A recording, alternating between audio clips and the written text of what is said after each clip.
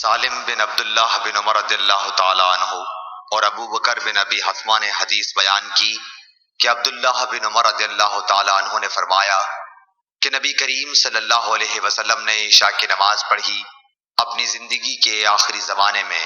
سلام پھیرنے کے بعد آپ کھڑے ہوئے اور فرمایا کہ اس رات کے متعلق تمہیں کچھ معلوم ہے؟ آج سلام پھیرنے کے بعد آپ کھڑے ہوئے اور فرمایا کہ اس رات کے متعلق تمہیں کچھ معلوم ہے؟ آج اس روئے زمین پر جتنے انسان زندہ ہیں 100 سال بعد ان میں سے کوئی بھی باقی نہیں رہے گا۔ لوگوں نے حضور صلی اللہ علیہ وسلم کا کلام سمجھنے میں غلطی کی اور مختلف باتیں کرنے لگے۔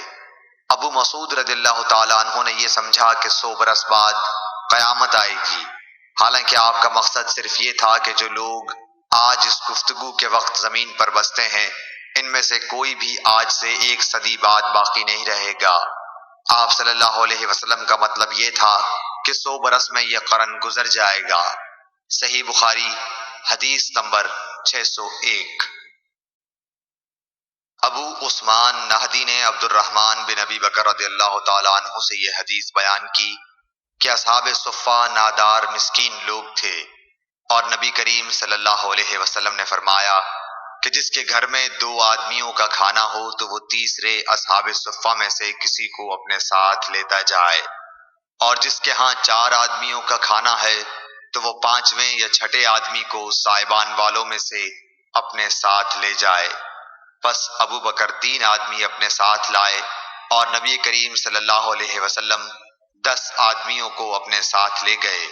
عبد الرحمن بن ابی بکر رضی اللہ تعالی عنہ نے بیان کیا کہ گھر کے افراد میں اس وقت باپ، ماں اور میں تھا۔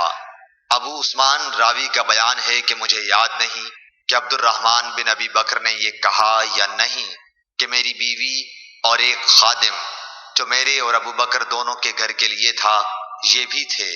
خیر، ابو بکر رضی اللہ تعالی عنہ نبی کریم صلی اللہ علیہ وسلم کے یہاں ٹھہر گئے اور غالباً کھانا بھی وہیں کھایا۔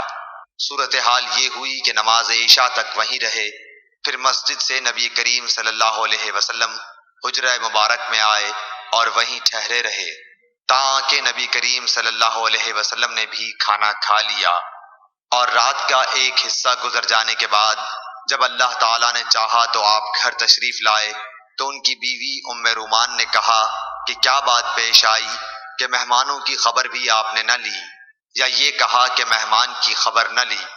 آپ نے پوچھا کیا تم نے ابھی انہیں رات کا کھانا نہیں کھلایا؟ ام رومان نے کہا کہ میں کیا کروں، آپ کے آنے تک انہوں نے کھانے سے انکار کیا۔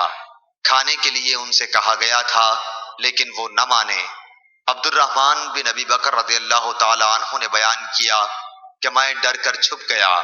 ابو بکر رضی اللہ تعالی عنہ نے پکارا اے غنثر، یعنی او پاجی۔ آپ نے برا بھلا کہا اور کوسنے دیے، فرمایا کہ کھاؤ، تمہیں مبارک نہ ہو، خدا کی قسم میں اس کھانے کو کبھی نہیں کھاؤں گا۔ آخر مہمانوں کو کھانا کھلایا گیا۔ عبد الرحمن رضی اللہ تعالی عنہ نے کہا خدا گواہ ہے کہ ہم ادھر ایک لقمہ لیتے تھے اور نیچے سے پہلے سے بھی زیادہ کھانا ہو جاتا تھا۔ بیان کیا کہ سب لوگ شکم سیر ہو گئے اور کھانا پہلے سے بھی زیادہ بچ گیا۔ ابو بکر رضی اللہ تعالی عنہ نے دیکھا تو کھانا پہلے ہی اتنا یا اس سے بھی زیادہ تھا۔ اپنی بیوی سے بولے بنو فراس کی بہن، یہ کیا بات ہے؟ انہوں نے کہا کہ میری آنکھ کی ٹھنڈک کی قسم، یہ تو پہلے سے 3 گنا ہے۔ پھر ابو بکر نے بھی وہ کھانا کھایا اور کہا کہ میرا قسم کھانا ایک شیطانی وسوسہ تھا۔ پھر ایک لقمہ اس میں سے کھایا اور نبی کریم صلی اللہ علیہ وسلم کی خدمت میں بقیہ کھانا لے گئے اور آپ کی خدمت میں حاضر ہوئے۔ وہ صبح تک آپ کے پاس رکھا رہا۔ عبد الرحمن نے کہا کہ ہم مسلمانوں کا ایک دوسرے قبیلے کے لوگوں سے معاہدہ تھا اور معاہدے کی مدت پوری ہو چکی تھی۔ اس قبیلے کا وفد معاہدے سے بات چیت کرنے مدینے آیا ہوا تھا۔ ہم نے ان میں سے 12 آدمی جدا کیے اور ہر ایک کے ساتھ کتنے آدمی تھے اللہ کو ہی معلوم ہے۔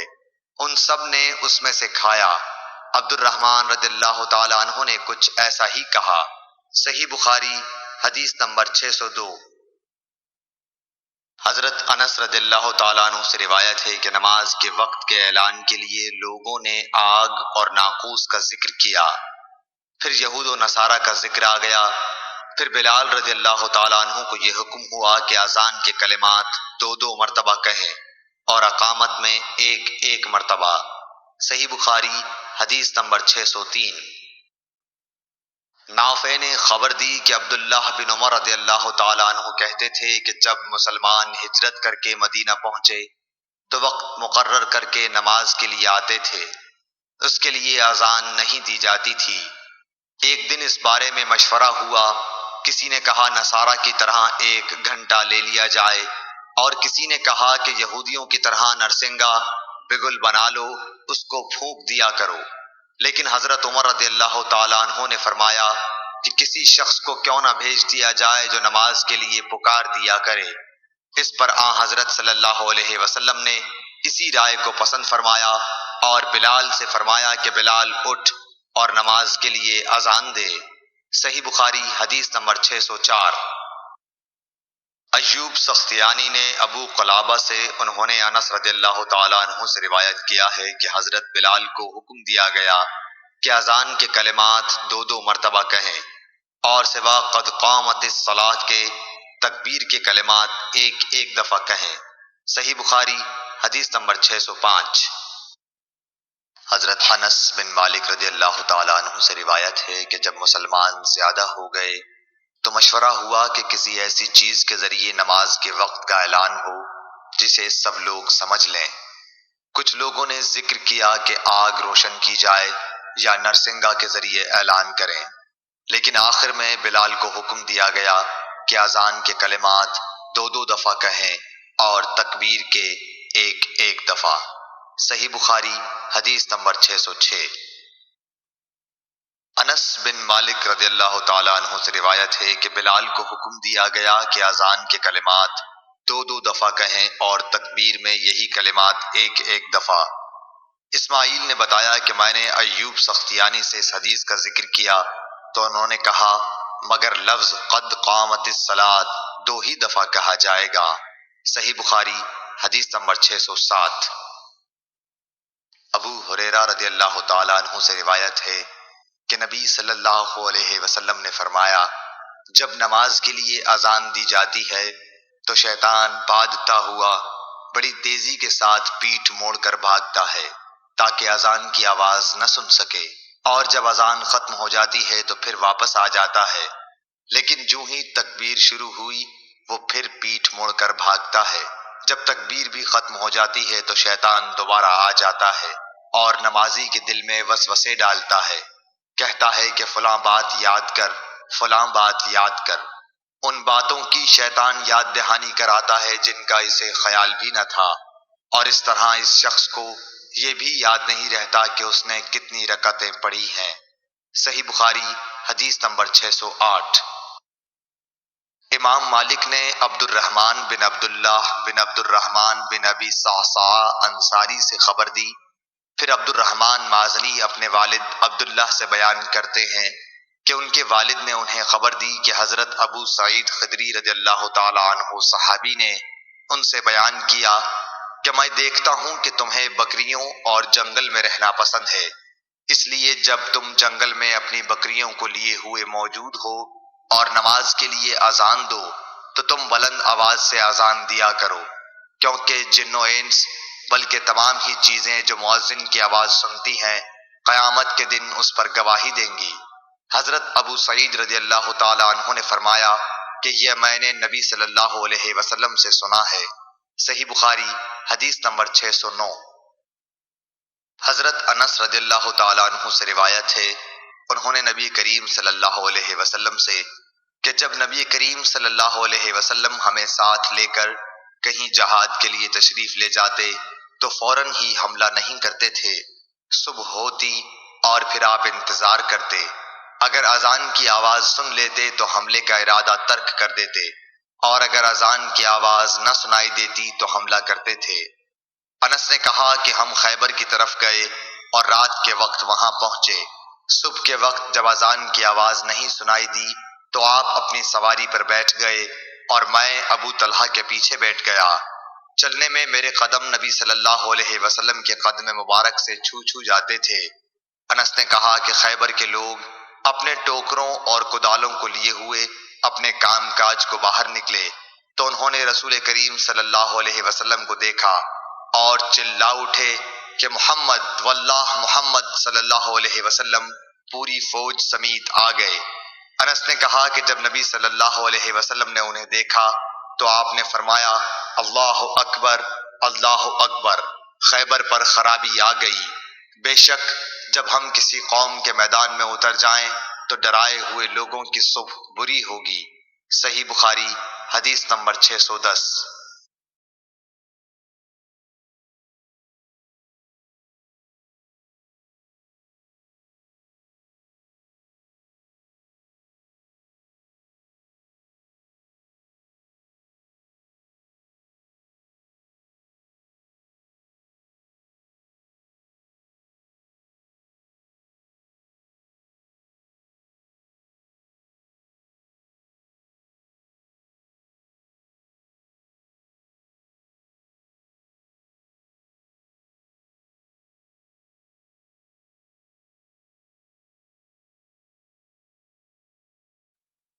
عیسیٰ بن طلحہ نے بیان کیا کہ انہوں نے معاویہ بن ابی سفیان سے ایک دن سنا، آپ جواب میں مؤذن کے ہی الفاظ کو دہرا رہے تھے، اشہد ان محمد رسول اللہ تک۔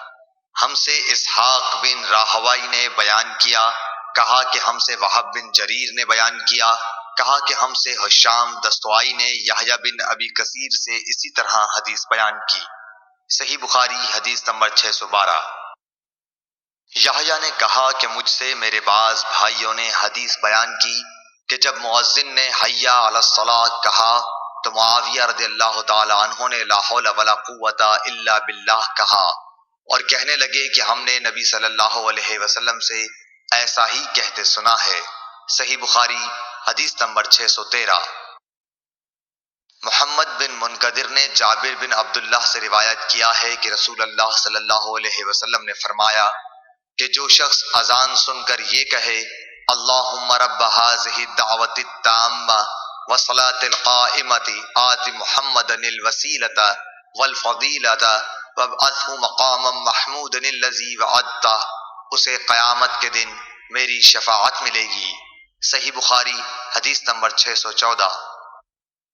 امام مالک نے سمی سے جو ابو بکر عبد الرحمن بن حارث کے غلام تھے خبر دی، انہوں نے ابو صالح ذکوان سے، انہوں نے حضرت ابو ہریرہ رضی اللہ تعالی عنہ سے کہ آن حضرت صلی اللہ علیہ وسلم نے فرمایا کہ اگر لوگوں کو معلوم ہوتا کہ اذان کہنے اور نماز پہلی صف میں پڑھنے سے کتنا ثواب ملتا ہے، پھر ان کے لیے قرعہ ڈالنے کے سوائے اور کوئی چارہ نہ باقی رہتا تو البتہ اس پر قرعہ اندازی ہی کرتے، اور اگر لوگوں کو معلوم ہو جاتا کہ نماز کے لیے جلدی آنے میں کتنا ثواب ملتا ہے تو اس کے لیے ایک دوسرے سے آگے بڑھنے کی کوشش کرتے، اور اگر لوگوں کو معلوم ہو جاتا کہ عشاء اور صبح کی نماز کا ثواب کتنا ملتا ہے تو ضرور چوتڑوں کے بل گھسٹتے ہوئے ان کے لیے آتے۔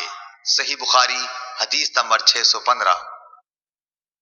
عبید اللہ بن حارث بصری نے کہا کہ ابن عباس رضی اللہ تعالی عنہ نے ایک دن ہم کو جمعے کا خطبہ دیا۔ بارش کی وجہ سے اس دن اچھی خاصی کیچڑ ہو رہی تھی۔ مؤذن جب حی علی الصلاۃ پر پہنچا تو آپ نے اس سے یہ کہنے کے لیے فرمایا کہ لوگ نماز اپنی قیام گاہوں پر پڑھ لیں۔ اس پر لوگ ایک دوسرے کو دیکھنے لگے۔ ابن عباس رضی اللہ تعالی عنہ نے کہا کہ اسی طرح مجھ سے جو افضل تھے انہوں نے بھی کیا تھا، اور اس میں شک نہیں کہ جمعہ واجب ہے۔ صحیح بخاری حدیث نمبر 616۔ سالم بن عبداللہ بن عمر رضی اللہ تعالی عنہ نے اپنے والد عبداللہ بن عمر رضی اللہ تعالی عنہ سے روایت کیا ہے کہ رسول اللہ صلی اللہ علیہ وسلم نے فرمایا کہ بلال تو رات رہے اذان دیتے ہیں، اس لیے تم لوگ کھاتے پیتے رہو یہاں تک کہ ابن مکتوم اذان دیں۔ راوی نے کہا کہ وہ نابینا تھے اور اس وقت تک اذان نہیں دیتے تھے جب تک ان سے کہا نہ جاتا کہ صبح ہو گئی، صبح ہو گئی۔ صحیح بخاری حدیث نمبر 617۔ عبداللہ بن عمر رضی اللہ تعالی عنہ نے کہا، مجھے ام المومنین حضرت حفصہ رضی اللہ تعالی عنہا نے خبر دی کہ رسول کریم صلی اللہ علیہ وسلم کی عادت تھی کہ جب مؤذن صبح کی اذان صبح صادق کے طلوع ہونے کے بعد دے چکا ہوتا تو آپ اذان اور تکبیر کے بیچ نماز قائم ہونے سے پہلے 2 ہلکی سی رکعتیں پڑھتے۔ صحیح بخاری حدیث نمبر 618۔ عبد الرحمن بن عوف نے حضرت عائشہ صدیقہ رضی اللہ تعالی عنہا سے روایت کیا ہے کہ نبی صلی اللہ علیہ وسلم فجر کی اذان اور اقامت کے درمیان 2 ہلکی سی رکعتیں پڑھتے تھے۔